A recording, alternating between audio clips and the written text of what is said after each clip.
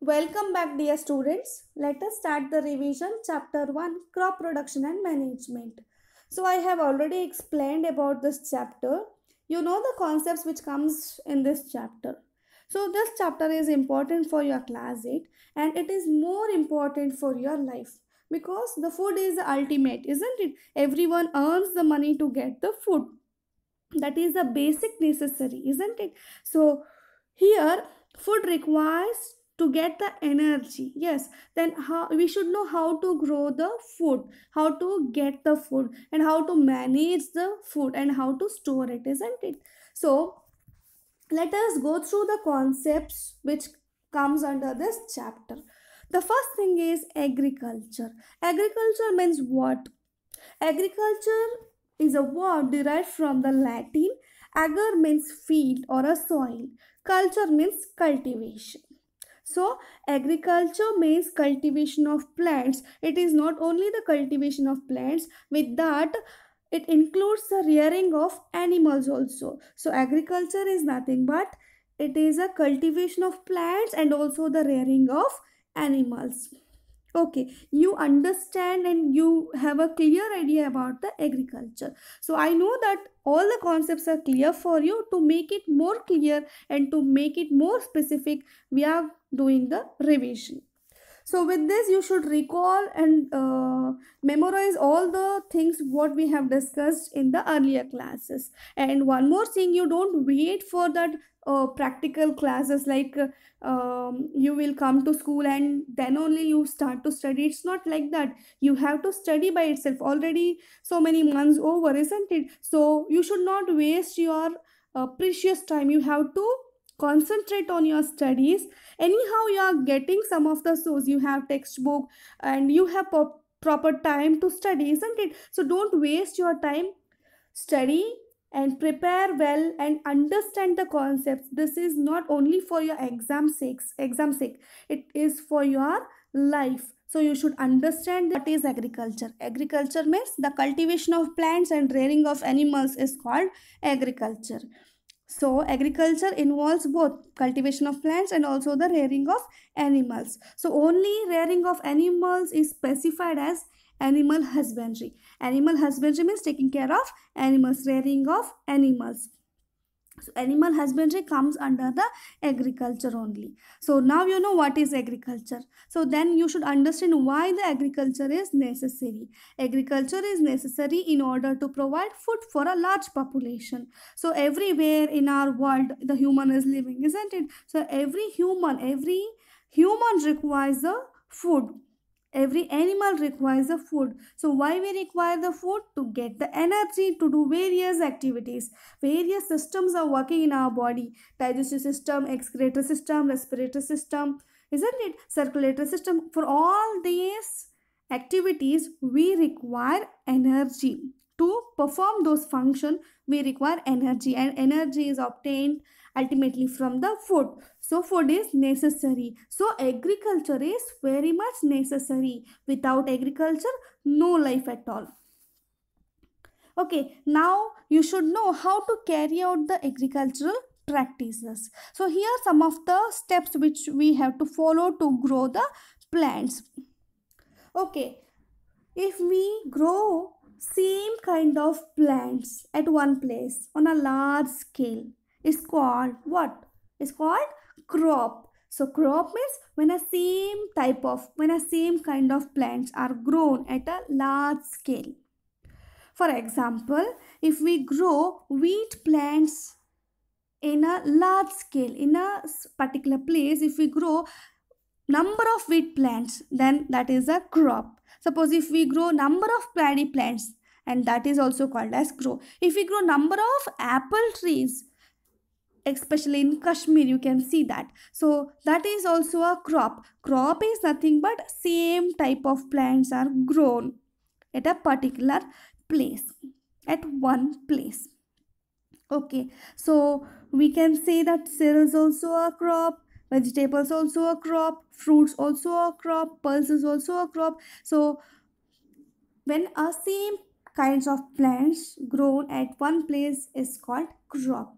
Okay, now this concept is clear for you. Okay, crops are classified into rabi crops, kharif crops, and zaid crops. So, why the crops are classified? Why? Because India is a vast country. Here, the climatic conditions are vary from one region to another region, and also the temperature, humidity, rainfall, all these vary from one region to another region, isn't it? At somewhere the rain is more, at somewhere the summer means the heat is more, temperature is more, and at some particular places the humidity is more. So considering all these, the crops are classified into three: rabi crops, kharif crops, and zaid crops.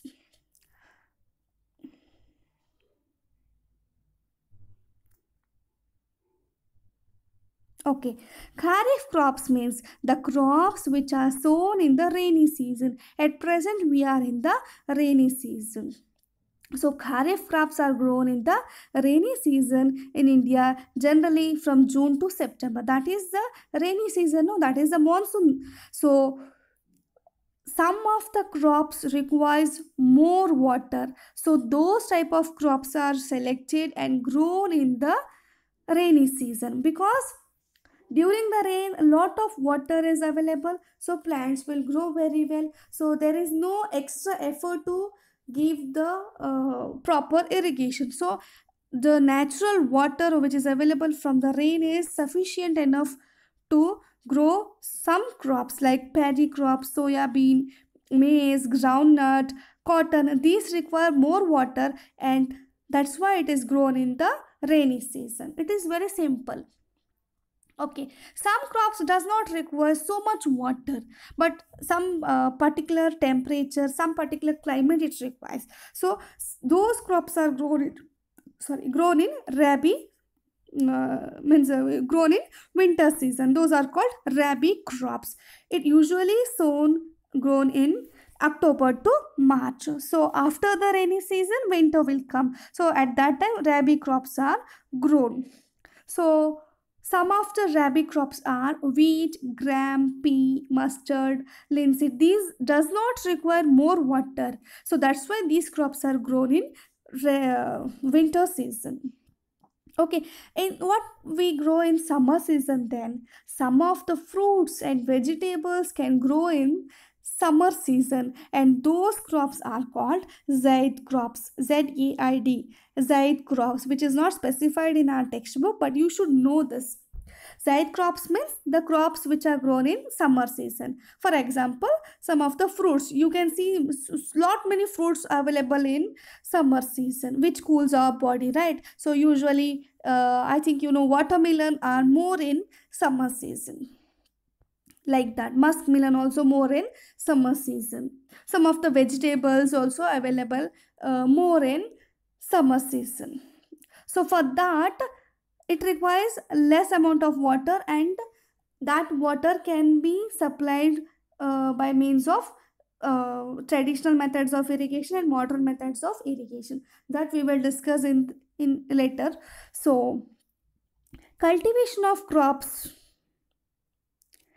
involves many steps. That is, agricultural practices involves many steps: preparation of soil, sowing, adding manure and fertilizers, irrigation, protecting from weeds, harvesting, storage. These are the methods. See, here we are learning through our textbook, that's why we have these particular steps. But if you ask a farmer, he will say that what practically he will do in the farm field, that is also as same as given in our textbook. So for study purpose we have these steps, and the same thing what the farmer used to follow in his practical field.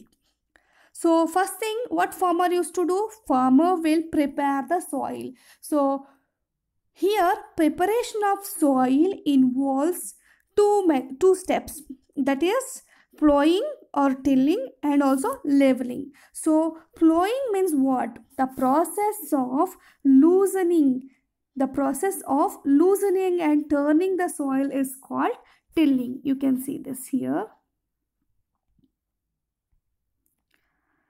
The process of loosening and turning of soil is called tilling. So tilling, what is tilling? You know, the process of loosening and turning the soil. Then why we have to do this?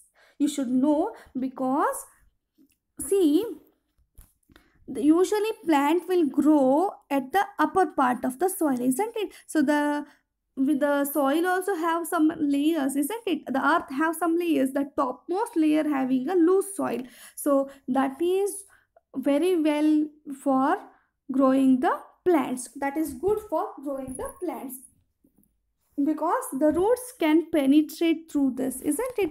So when the plants will grow, the roots also penetrate deeper and deeper, so it requires a loose soil. So that's why it has to aerate, it has to breathe, the roots has to breathe some of the nitrogen, like this, some of the gases which has to enter the soil, which is in the gas, nitrogen which is in the gaseous form, which has to enter the soil, and then it has to enter through the root to the plant. So for the aeration, it has to breathe properly, isn't it? The plant has to breathe, and for the penetration of roots deeper and deeper into the soil, it requires a loose soil. That's why we have to lose the soil, and that done by the process called tilling.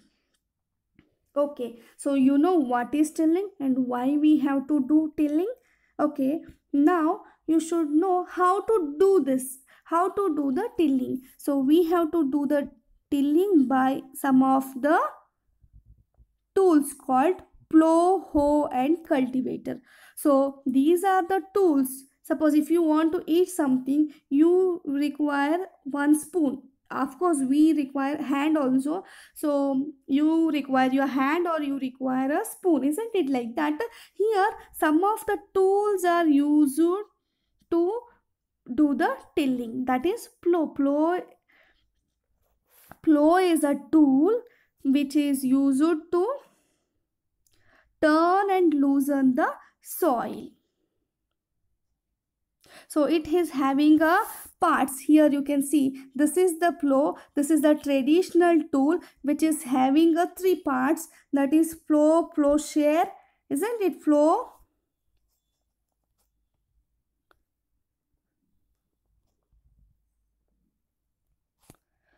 you can see this is the tool flow, which is having a flow share, flow shaft, and having a beam, and it is also having a triangular strip. You can see that it is in white color. So that triangular sharp and strip which will helpful to turn and loosen the soil, and the beam which is hold it horizontally on the animal. So as the animal moves, this plow will also move, and the sharp end will loosen the soil. So this is about the plow.